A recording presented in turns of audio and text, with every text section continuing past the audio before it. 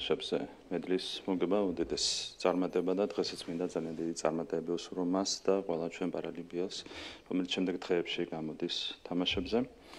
რაც შეეხება თვითონ ბრიფინგის თემას, უნდა აღინიშნოს, რომ 26 ოქტომბრის საბოლოო არჩევნებამდე არის 7 კვირა დარჩენილი. დღემდე საარჩევნო კამპანია მიმდინარეობს 7 გარემოში. არ გამოვლენილა არც ერთი მეტნაკლებად სერიოზული დარღვევა ან ინციდენტი. Გამოვთქვათ იმედს, რომ საარჩევნო პროცესები მომდევნო 7 კვირის განმავლობაშიც ანალოგიურ გარემოში წარიმართება. ჩვენი პოლიტიკური გუნდი ამისათვის, რა თქმა უნდა, ყველაფერს გააკეთებს. თუმცა სამწუხაროდ გვაქვს უარყოფითი მოლოდინი რადიკალური ოპოზიციის სამოვალო აქტივობებთან დაკავშირებით შემდეგი ფაქტორების გათვალისწინებით. პირველი დღეს ქართული ოცნების რეიტინგი დაახლოებით 60% შეადგენს, რაც რადიკალურმა ოპოზიციამაც ძალიან კარგად იცის. ასეთ ვითარებაში ისინი მშვიდი საარჩევნო გარემოს შენარჩუნებით ბუნებრივია ნაკლებად არიან დაინტერესებული. მეორე ყველა წინაარჩევნების გამოცდილებაში გვახსენებს, რომ კოლექტიური ნაციონალური მოძრაობა გამონაკლისის გარეშე ყოველთვის საარჩევნო გარემოს არევას ცდილობს ხოლმე, შესაბამისად არ გვაქვს მოლოდინი, რომ ეს არჩევნები იქნება ამ მხრივ გამონაკლისი. და მესამე 26 ოქტომბრის არჩევნები არის რეფერენდუმი, სადაც გადაწყდება შეძლებს ომის პარტია საქართველოში მეორე ფრონტის გახსნას, თუ ქვეყანა მშვიდობას შეინარჩუნებს. როგორც გლობალური ომის პარტიისთვის, ისე საქართველოს ხელისუფლებისა და ქართული ხალხისთვის სასწორზე იმდენად მნიშვნელოვანი რამდევს, რომ ამ ფონზე რისკები ბუნებრივია ერთი ათად არის მომატებული. ყველა ვხედავთ რა მოვლენები ვითარდება ევროპასა და ამერიკაში. სლოვაკეთში ქვეყნის პრემიერ-მინისტრი, ხოლო ამერიკის შეერთებულ შტატებში საპრეზიდენტო კანდიდატი გაიმეტეს სასიკვდილოდ. ყველას გახსოვთ ღია მუქარას, რომელიც ერთ-ერთი ევროკომისრის პირით შემოგვითვალეს.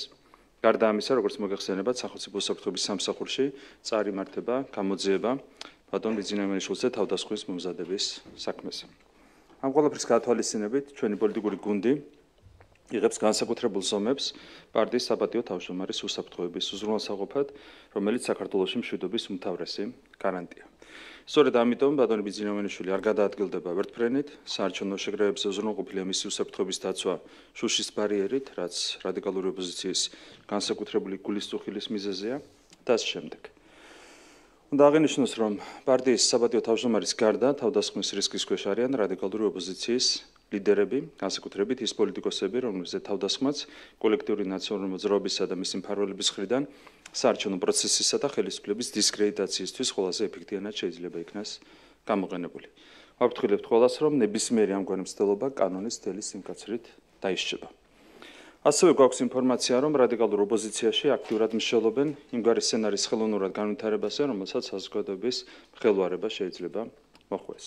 იგულისხმება იმგვარი მოვლენები, როგორც ხორავას ქუჩაზე მოხდარ დანაშაულს მოხვა, აგრეთვე რეზონანსული კრიმინალური აქტის ინსცენირება და ამ შემდეგ.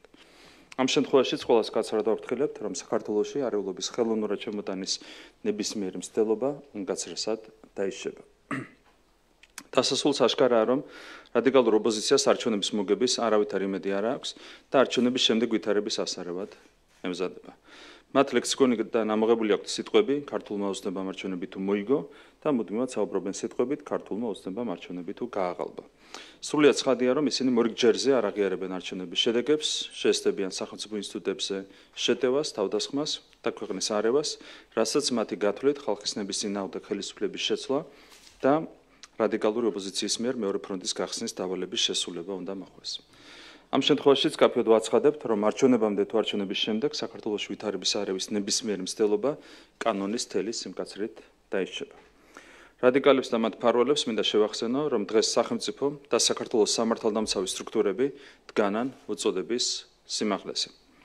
სახელმწიფოს აქვს საკმარისი მეტი რესურსი იმისათვის, რომ ქვეყანაში არეულობა ვერავინ შემოიტანოს. შესაბამისად, ვერც ერთი პროვოკაცია წარმატებას ვერ მიაღწევს და ნებისმიერ დანაშაულებრივ ქმედებას მკაცრი სასჯელი დაუპირისპირდება. უწოდებთ საზოგადოებას იყოს ფხიზლად და რადიკალური ოპოზიციის ნებისმიერი მცირე თუ მსხვილი პროვოკაცია სათანადოდ შეაფასოს. მშვიდი საარჩევნო გარემო ქვეყანაში მშვიდობის შენარჩუნების უმნიშვნელოვანესი პირობაა. აქედან გამომდინარე, რადიკალებს არ უნდა მივცეთ იმის იმედი, რომ პროვოკაციებს რაიმე წარმატება შეიძლება მოხდეს. დიდი მადლობა. მოგესალმებით ბატონო პრემიერო ნინო არღლიანი ტელეკომპანია იმედი რამდენიმე კითხვა მაქვს და თანმიმდევრობით დავიწყებ. მოკლედ პირველი მინდა არჩევნებზე ისაუბრეთ და კითხოთ დამკვირვებლებთან დაკავშირებით. Რამდენად მნიშვნელოვანია ამ პროცესს ობიექტური დამკვირვებლები აკვირდებოდნენ. ჩვენ ვიცით, რომ მათ შორის იქნება სამართლიანი არჩევნები, რომელმაც ხმის პარალელური დათვლა გააყალბა, შემდეგ ეს აღიარა, რამდენად შეძლებს ის ობიექტური შედეგების დადებას ამ პროცესში და რამდენად მნიშვნელოვანია თქვენთვის, როგორც თავში აუღნიშნე, ობიექტური დაკვირვება 26 ოქტომბრის არჩევნების, ასევე მინდა კითხოთ ლაშა ბაქრაძის განცხადებასთან დაკავშირებით. მან არ გამეორდები რა თქვა, თქვენ ალბათ მოისმინეთ მისი განცხადება, რა ტიპის საარჩევნო კამპანიის დასაწყისია ნაციონალური მოძრაობისგან, მსგავსი ტიპის განცხადებები და კიდევ რამდენიმე კითხვა მაქვს, მოგვიანებით დაგისვათ. რაც შეეხება დამკვირვებლებს, ჩვენთვის მნიშვნელოვანია, რაც შეიძლება მეტი საერთაშორისო დამკვირვებელი ჩამოვიდეს საქართველოში, მით უმეტეს იმ ფონზე, რომ ადგილობრივ სადამკვირვებლო ორგანიზაციებს სრულად აქვს შეელახული საკუთარი რეპუტაცია. თქვენ გახსოვთ, რა მოხდა წინა საპარლამენტო არჩევნების შემდეგ, როდესაც გაყალბდა პივიტი, როდესაც გაყალბდა მონაცემები ზედმეტოებთან დაკავშირებით, როდესაც ყალბი ინფორმაცია გაავრცელეს იმასთან დაკავშირებით, რომ თითქოს და ცესკომ დაგვიანებით გამოუქვეყნა არჩევნების შედეგები და ასე შემდეგ. და ასევე გახსოვთ საერთო ყალბი შეფასება, რომელიც ერთდროულად რამდენიმე ათეულმა ეგრეთ წოდებულმა ადგილობრივმა დამკვირვებელმა ორგანიზაციამ გამოაქვეყნა. შელახულია ადგილობრივი დამკვირვებლების იმიჯი ძალიან სერიოზულად. აქედან გამომდინარე, ჩვენ გვაქვს დიდი სურვილი, რომ რაც შეიძლება მეტი საერთაშორისო დამკვირვებელი ჩამოვიდეს საქართველოში. ჩვენ ჯერ კიდევ თებერვალში თუ მარტში მოვიწვიეთ ეუთო ოდირის მისია და ეუთო ოდირის გრძელვადიანი სადამკვირვებლო მისია ჩამოვა საქართველოში და ისინი დააკვირდებიან არჩევნებს, ისევე როგორც უზრუნველყოფილი იქნება რამდენიმე სხვა მნიშვნელოვანი საერთაშორისო მისიის ჩამოსვლა საქართველოში. და ჩვენი, ასე ვთქვათ, პოლიტიკა არის აბსოლუტურად ღია ამასთან დაკავშირებით პირიქით, რაც მეტი, მით უკეთესი ეს არის ჩვენი მიდგომა და დამოკიდებულება, აქცენტი გაკეთება არსებითად საერთაშორისო უცხოელ დამკვირვებლებზე. რაც შეეხება ლაშა ბაქრაძეს, ამ კაცს არის ინტელიგენტად მოქონდა თავი და რაც გააკეთა მან განცხადება გუშინ, რა თქმა უნდა, არის დასაგმობი ყველას მხრიდან. აქაც გამოჩნდება კონკრეტული ორგანიზაციების თუ სუბიექტების ობიექტურობა, არაობიექტურობა, მაგრამ კიდევ ერთხელ დღეს რასაც ეწუნება ჩვენი ბრიფინგი, ზუსტად იმას ადასტურებს ლაშა ბაქრაძის ეს გუშინდელი განცხადება, რადიკალური ოპოზიცია, კოლექტიური ნაციონალური მოძრაობა ყველანაირად ესდება, რომ შემოიტანოს მაქსიმალურად რადიკალიზმი საარჩევნო პროცესებში. პატარა ნიშნები ჩანს, მიუხედავად იმისა, რომ დღემდე როგორც უკვე აღენიშნა არ ყოფილა რაიმე სერიოზული ინციდენტი, ამის ნიშნები უკვე გამოჩნდა, გუშინდელი რიტორიკაც არის ამის ერთ-ერთი დასტური. ასევე თქვენ ნახეთ, რომ თორსების ზუგდიდში გვარამიას პარტიის ლიბერალურ-ფაშისტური რამდენიმე კაციანი დაჯგუფება ცდილობდა ინციდენტების მოწყობას ჩვენს საარჩევნო ღონისძიებებზე. არის უკვე ასეთი მცირე ინციდენტები, რაც ჩვენ რა თქმა უნდა გვაშფოთებს. ყველაფერი უნდა გააკეთოს იმისათვის, რომ უზრუნველყოფილი იყოს 7 და ჯანსაღი საარჩევნო გარემო. თუმცა კიდევ ერთხელ ვიტყვი, რომ რადიკალური ოპოზიციის მხრიდან სამწუხაროდ ამის მოლოდინი ჩვენ არ გვაქვს.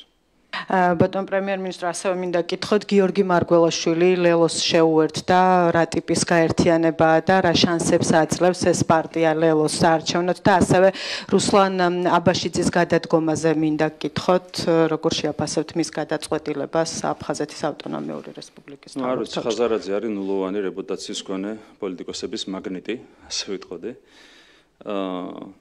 რა თქმა უნდა, არავითარი რესურსი ასეთ მცირე შეერთებებს არ აქვს. მე მგონია, რომ ლელო არის აბსოლუტურად განცირული იმისათვის, რომ ვერ გადალახავს საარჩევნო ბარიერს. რაც შეეხება ბატონ რუსლან აბაშიძეს, მან მიიღო გადაწყვეტილება თანამდებობის დატოვების თაობაზე. პირველ რიგში მას მინდა მადლობა გადაუხადო 4 წლიანი მოღვაწეობისთვის ამ ძალიან მნიშვნელოვან თანამდებობაზე. სამწუხაროა, რომ მან მიიღო ასეთი გადაწყვეტილება. ახლა მთავარი არის, რომ მიღებული იქნას გადაწყვეტილება, შეიძლება მალე ახალი მთავრობის თავმჯდომარის დანიშვნასთან დაკავშირებით, ამაზე გადაწყვეტილებას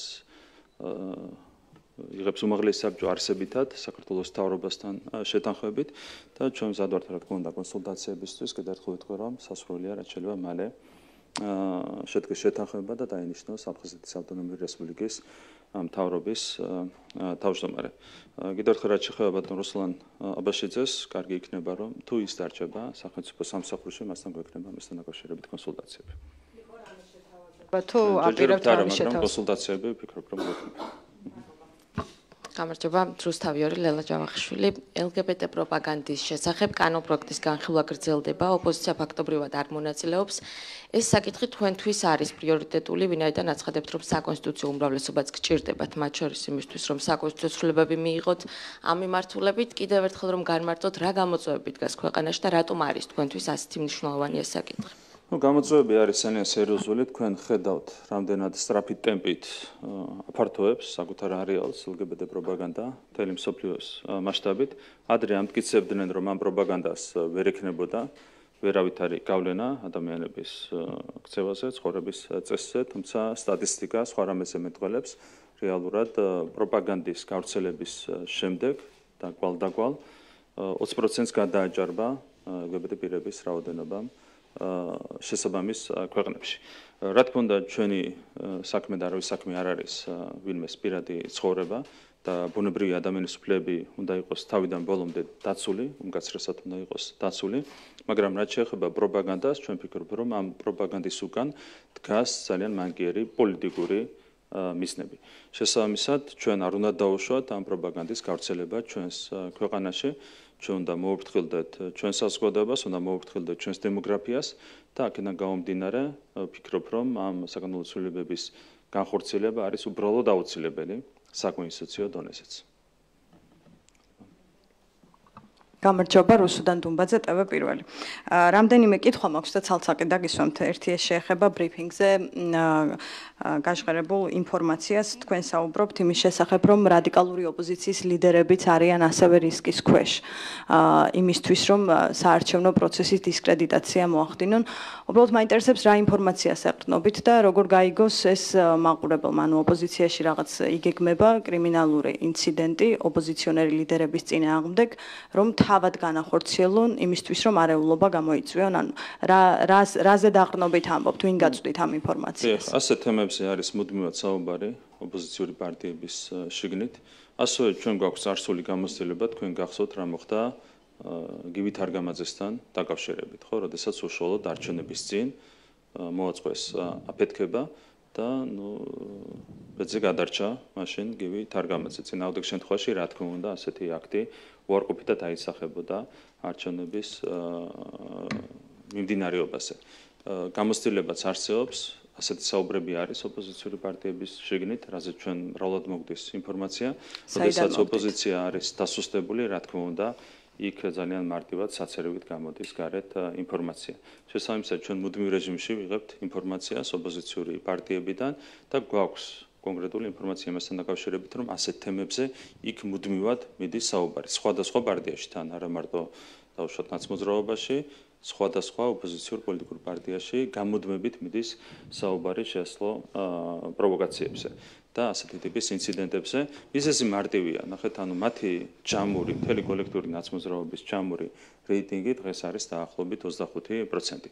ასეთ პირობებში ისინი ეძებენ გზებს იმისათვის, რომ რამენერად არიონ ვითარება და ასეთი ინციდენტების დაგეგმაც არის, რა თქმა უნდა, ყველაფრის შემადგენელი ნაწილი. გივი თარგამაძის რამ ბევრი წლის წინანდელი ერთი ინციდენტი თქვენ გაძლევთ საშუალებას თქვათ, რომ ასეთი გამოცდილება არსებობს. საკმაოდ მძიმე ამბავს ყვებით ბატონო ირაკლი, რომ რაღაც იგეგმება ძალიან მძიმე თავდასხმა, მკვლელობა ოპოზიციონერი ლიდერი. პარტიებში საუბრობენ მუდმივად სხვადასხვა ტიპის პროვოკაციების მოწყობაზე. ეს შეიძლება იყოს მათ შორის კრიმინალური აქტი, მათ შორის ასეთი ტიპის აქტი, რაც მოხდა გივით არგამაძის შემთხვევაში. ეს შეიძლება იყოს სხვა ისეთი ტიპის პროვოკაცია, რაც ვახსენე, მაგალითად, რაც მოყვა ხორავას ქუჩაზე მომხდარ დანაშაულის მკვლელობას და ამ შემდეგ. ხომ არ ფიქრობთ, რომ ასეთი მძიმე გეგმის შესახებ არაპოლიტიკური პირი ან პოლიტიკური ფიგურა უნდა საუბრობდეს, არამედ შესაბამისი რეაგირებაც უნდა ჰქონდეს მაშინ, თუ კი რეალურია. სახელმწიფო უსაფრთხოების სამსახურში არის მიმდინარე გამოძიებაც თემებზე, რომლებიც დაკავშირებულია ასეთი ტიპის გეგმებთან. რა თქმა უნდა, ეს არის შესაბამისი უწყებების საქმეც, მაგრამ ჩვენ ვართ პასუხისმგებელი, როგორც პოლიტიკოსები, ქართული საზოგადოების წინაშე, რომ ასეთი შეასრულო საფრთხების თაობაზე საზოგადოებას მივაწოდოთ ინფორმაცია. სახელმწიფო დეპარტამენტის პრესპიკერი საუბრობს ქვეყანაში შექმნილ ვითარებაზე, საუბრობს კანონზე, რომელიც უკვე ძალაში შევიდა და აანონსებს სანქციებს, არ გამორიცხავს, რომ გაგრძელება იქნება იმ გადაწყვეტილებას, რომელიც საფულში მიიღეს მათ კონკრეტული პირების დასანქცირების შესახებ. მე მაქვს კითხვა თქვენ ელოდებით თუ არა ამას არჩევნებამდე და ასევე მაინტერესებს, როცა სახელმწიფო დეპარტამენტი არა პოზიტიურ გზავნილებს ახმოვანებს უკვე რამდენიმე თვეა საქართველოზე და ხელისუფლებაზე, რატომ მიიყვანეთ ამ დონემდე ეს ურთიერთობა შეერთებულ შტატებთან? და სანქციებს თუ ელოდებით ესეც არ გლობალურ ომის გამოტოვოთ. პარტიას აქვს სერიოზული გავლენა კონკრეტულ სტრუქტურებზე, მათ შორის ამერიკის შეერთებულ შტატებში, სამწუხაროდ მათ შორის სახელმწიფო დეპარტამენტზე და შესაბამისად ჩვენ გვესმის ასეთი გზავნილები, რაც ძალიან სამწუხაროა. ჩვენთვის თავარია ჩვენი ეროვნული ინტერესების დაცვა და ჩვენთვის თავარია რომ ქვეყანა არ აღმოჩნდეს ისეთ მდგომარეობაში, როგორშიც აღმოჩნდა ჩვენი მეგობარი ქვეყანა უკრაინა. დღეს ისმის პოზიტიური გზავნილები უკრაინასთან დაკავშირებით, მაგრამ თქვენ ხედავთ რა მდგომარეობაშია ეს ქვეყანა. ჩვენ თავარი ამოცანა გვაქვს, რომ ჩვენი ქვეყანა არ მივიდეს იმ მდგომარეობამდე, რა მდგომარეობამდე სამწუხაროდ უკრაინაა მისული. კი ბატონო, თუმცა როცა სანქციებზე საუბარი, ეს არ ეხება მხოლოდ კონკრეტული პირების სავიზო შეზღუდვებს.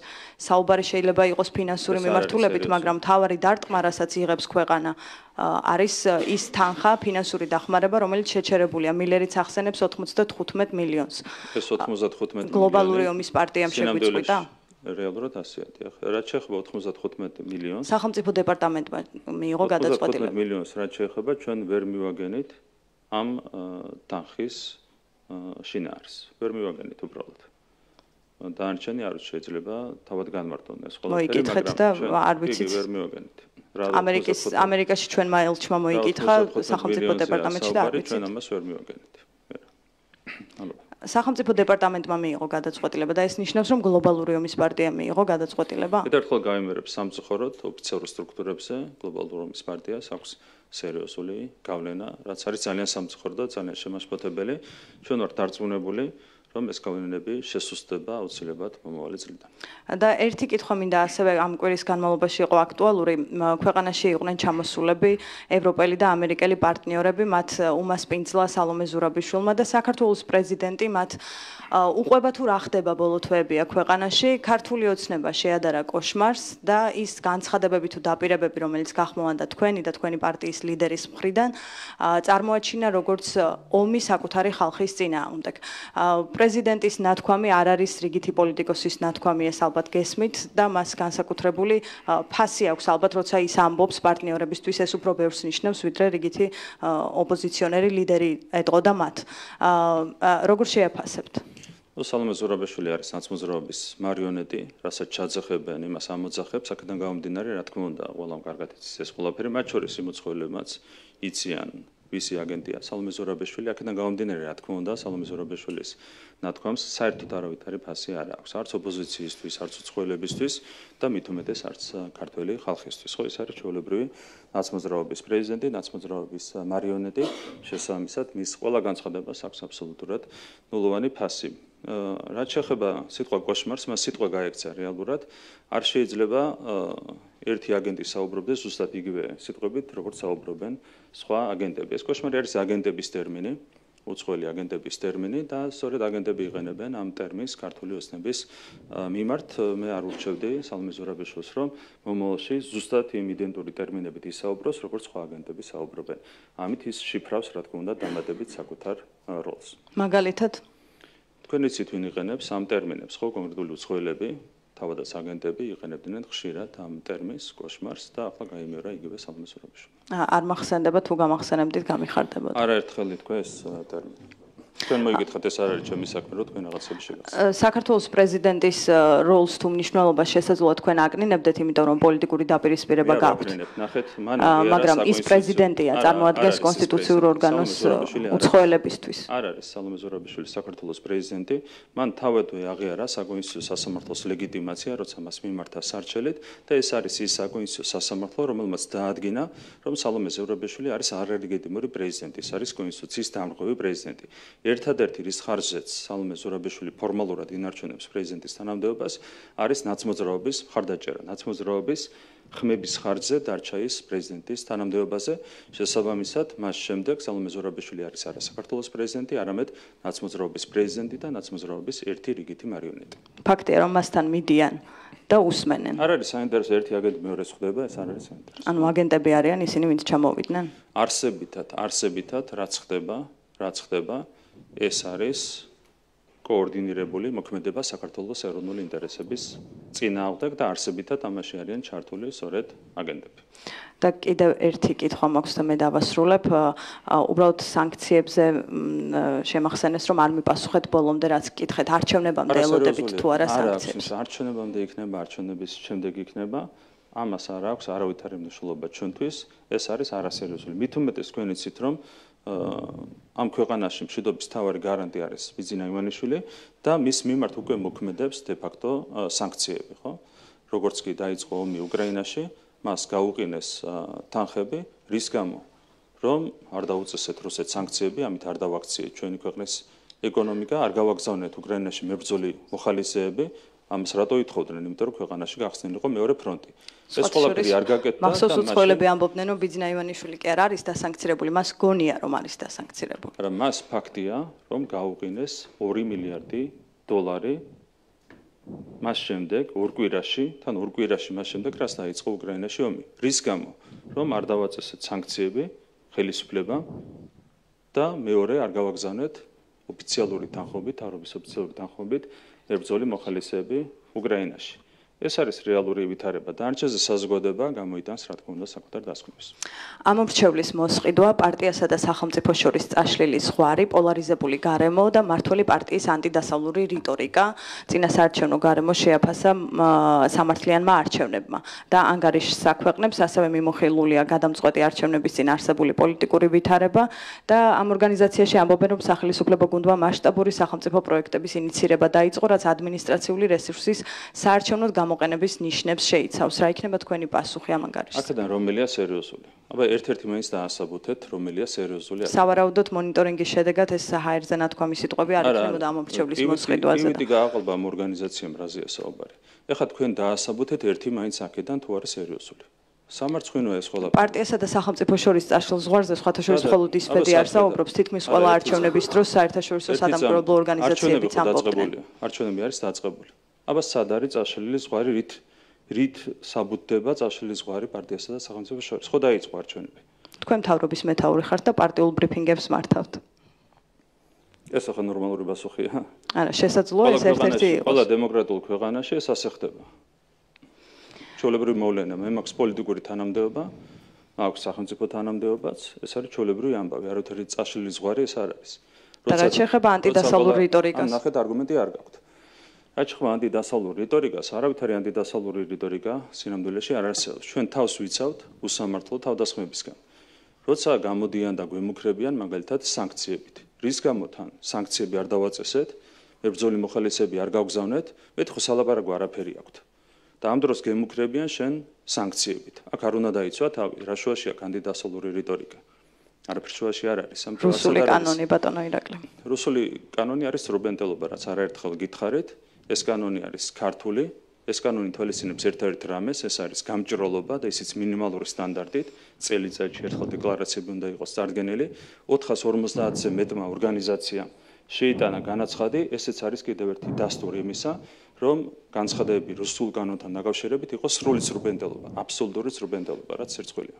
სხვათა შორის ამ რეესტრის ვებგვერდს ხსნი და არ იხსნება და გამჭვირვალობას როგორ უზრუნველყოფს ეს რეესტრი? ჯერ არ არის იქ შეტანილი ინფორმაცია და რანაირად გაიხსნება.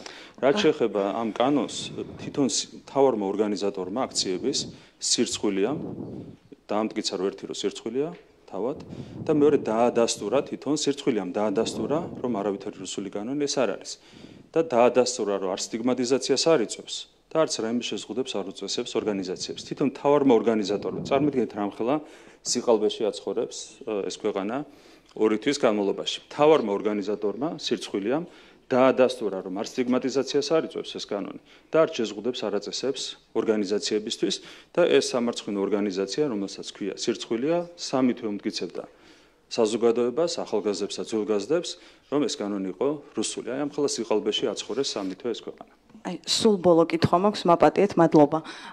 თქვენ თქვით, რომ 60% გაქვთ რეიტინგი და 7 ვითარებაში მიმდინარეობს წინასაარჩევნო შეხვედრები. თუმცა რამდენ რეგიონშიც თქვენ გამართეთ შეხვედრა, უმეტესად მოქალაქეები, რომლებიც იკრიბებიან, არც მედიასთან, მათ შორის პირველებთანაც არ მალავენ, რომ ისინი საჯარო მოხელეები არიან და სამსახურიდან მოიყვანეს ამათმა უფროსებმა. მცხეთაში მაგალითად მეც მეუბნებოდნენ. გურიაში რამდენი საჯარო მოსამსახურეა?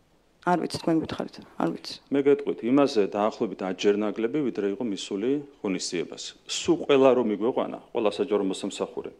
მაინც 10 ჯერ მეტი გვეყოლებოდა მისაყვანი ადამიანი. ხვდებით რა შეასაქმე. ეს არის სამარცხვინო ტყუილები, რასაც თქვენ ავრცელებთ. კი, მაგრამ ვიღაცები ხომ მიყავთ და საჯარო მოხელეების დახმარება რა შეგჭირდებათ? არავინ არ მიყვავს. თუ საჯარო მოსამსახურე იმავდროულად არის ჩვენი პოლიტიკური პარტიის წარმომადგენელი, ამ შემთხვევაში ისიც მიდის აქციაზე, ეს არის აბსოლუტურად ჩვეულებრივი მოვლენა. რაც შეეხება ტრანსპორტით დახმარებაც, ეს არის აბსოლუტურად ჩვეულებრივი მოვლენა. ნახეთ, არაფერზე არ გაქვთ არგუმენტი და ამბობთ ტყუილებს, რაც ძალიან ცუდია. თქვენს მხარდამჭერად მიიჩნევთ საჯარო მოხელეს, რომელსაც სამსახურში ეუბნებიან, რომ დღეს რაღაც ღონისძიებაა ქართული ოცნების და წავიდეთ. მე ეს გითხარით? არა, თქვენს მხარდამჭერად მიიჩნევთ, იმიტომ რომ ასეთი მოქალაქეები იყვნენ მაგალითად მცხეთაში ბატონო ირაკლი. არა, თქვენს პასუხზე არ მაქვს კითხვა. არავის არ ჭირდება საჯარო მოსამსახურეების მობილიზება იქ. რატომ? იმიტომ რომ საჯარო მოსამსახურეების რაოდენობა რეგიონებში არის დაახლოებით 10 ჯერ ნაკლები მაინც იმაზე, ვიდრე ხალხი მიდის აქციებზე. ხო ხედავთ რა მხოლოდ ყულას ამბობთ. გადავიდეთ შემდეგს. მოგესალმებით ბატონო ირაკლი, იზია ფშილავა, აფხაზეთის საინფორმაციო ანალიტიკური ცენტრი. თქვენ უკვე გააკეთეთ განცხადება ბატონო რუსლან აბაშიძის წასვლასთან დაკავშირებით, თუმცა მაინც მინდა ჩაგეკითხოთ. თუ ყავს მართლ პარტიას კანდიდატი ამ პოსტზე, ან კონკრეტული კრიტერიუმები, რის მიხედვითაც შეირჩევა ახალი თავმჯდომარე, ასევე იგეგმება თუ არა გარკვეული სახის ცვლილებები დევნილებთან ან ოკუპირებულ ტერიტორიასთან მიმართებით. მე არ გავუსწრებ წინ მოვლენებს, გამომდინარე იქიდან, რომ არსებითად არის საჯარო კონსულტაციები აფხაზეთის ავტონომიური რესპუბლიკის უმაღლეს საბჭოსთან, დავალოდებითი კონსულტაციების, ამის შემდეგ შეიძლება კონკრეტულ კანდიდატებზე ვისაუბროთ, თუმცა კიდევ ერთხელ ვიტყვი, რომ რაც შეიძლება მალე უნდა წარიმართოს ეს პროცესი, ასე ეს რა თქმა უნდა, სასურველი კრიტერიუმებს რაც შეეხება, რა თქმა უნდა, კრიტერიუმი უნდა იყოს გამოცდილება, უნდა იყოს კომპეტენცია, უნდა იყოს კეთილსინდისიერება და რა თქმა უნდა, ამ ადამიანს გული უნდა შედგიოდეს საქართველოსზე და აფხაზეთზე, ხო? ეს არის თავარი კრიტერიუმები, რაც ჩვენ უნდა მივიღოთ მხედველობაში. დანარჩენს გვიჩვენებს უკვე პროცესი. აი, დევნილებთან მიმართებაში ხო არ იგეგმება რაიმე სახის ცვლილებები? ყველა მიმართულებით გასააქტიურებელია მუშაობა. როგორც მოგეხსენება, თვითონ მთავრობის პრეროგატივაც არის ეს ყველაფერი და რა თქმა უნდა ჩვენს მაქსიმუმს გავაკეთებთ. მათ შორის თქვენ იცით, რომ კონკრეტული ინიციატივები არის, რაც განხორციელების პროცესშია, იგივე განსახლების მიმართულებით და ეს შემდეგ, თუმცა ეს არ არის საკმარისი, მაქსიმალურად გავაქტიურდებით, რა თქმა უნდა, ამ მიმართულებით და ბუნებრივია აფხაზეთის მთავრობაც კიდევ უფრო უნდა გააქტიურდეს ამ მიმართულებით. გამარჯობათ ბატონო ირაკლი, მე მინდა დავრჩი აფხაზეთის თემაში. ოღონდ როგორც ვიცით, ჩვენ რუსეთის ფედერაცია იღებს გადაწყვეტილებას, რომ დაფინანსება შეუჩეროს ოკუპირებულ აფხაზეთს. გარდა ამისა, ვრცელდება ასევე ინფორმაცია იმასთან დაკავშირებითაც, რომ რიგ შემთხვევაში ოკუპირებული აფხაზეთის მცხოვრები მოქალაქეებისთვის ხდება რუსული მოქალაქეობის და პასპორტების შეჩერება და ანულირება.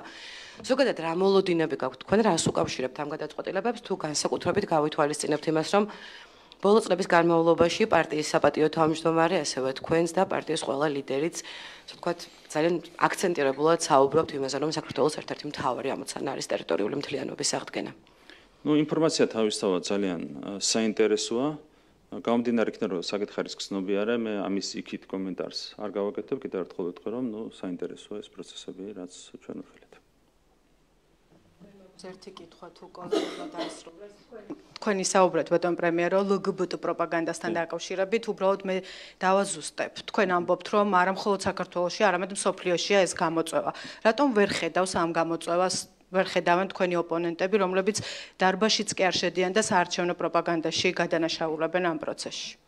რეალურად არათუ ისინი ვერ ხედავენ ამ პრობლემას, ისინი თავად არიან პირდაპირ ჩართული იმაში, რასაც ჩვენ უწოდებთ ფსევდოლიბერალურ პროპაგანდას. ამის ერთ-ერთი ნაწილია LGBT პროპაგანდა. თქვენ იცით, რომ მთელი ეს კოლექტიური ნაცმოძრაობა, აქ შედიან შესაბამისი პარტიები, აქ შედიან შესაბამისი NGO-ები, აქ შედიან შესაბამისი მედია საშუალებები, პირდაპირ არიან ჩართული ამ ფსევდოლიბერალური იდეოლოგიის გავრცელებაში, რომლის ერთ-ერთი მთავარი ხაზი არის LGBT პროპაგანდა. ამის მიღმა თქვენ იცით, ისინი მუდმივად თავს ესხმიან მართლმადიდებელ ეკლესიას, მათ ერთ-ერთ თავარ ამოცანად აქვთ დასახული მართლმადიდებელი ეკლესიის რეპუტაციის შელახვა, რასაც ვერ ახერხებენ, მაგრამ არ ეშვებიან მაინც ამ თემას. ეს პარტიები პირდაპირ უპირისპირდებიან საქართველოში ტრადიციულ ფასეულობებს. აქედან გამომდინარე მარტო ის კი არ არის, რომ რაღაცას ვერ ხედავენ. ისინი პირდაპირ უპირისპირდებიან ტრადიციულ ღირებულებებს, ფასეულობებს ჩვენს ქვეყანაში და მათ აქვს დავალება, რომ ეს იდეოლოგია გაავრცელონ და შესაბამისად მათ აქვს დავალება, რომ ასეთ კანონებს არ დაუჭირონ ხარი. კიდევ მადლობა.